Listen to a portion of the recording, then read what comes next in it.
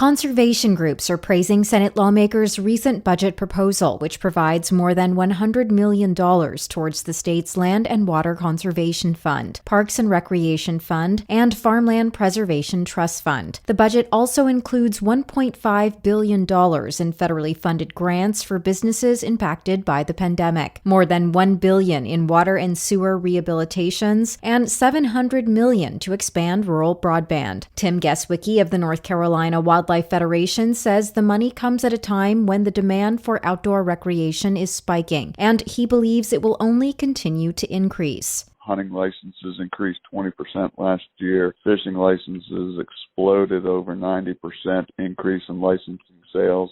So conservation funding is absolutely critical. According to the group Land for Tomorrow, North Carolina's state park system experienced record visitation during the pandemic in 2020, with more than 19 million visitors, despite being closed for 6 weeks. House lawmakers now will hash out their own plan, and eventually a final version will be sent to Governor Roy Cooper. North Carolina State Director of the Conservation Fund and chairman of the group Land for Tomorrow, Bill Holman, says this would be the biggest increase in state funding for conservation and outdoor recreation in more than a decade. So I think the legislature in part is responding to the public's demand for more opportunities for outdoor recreation.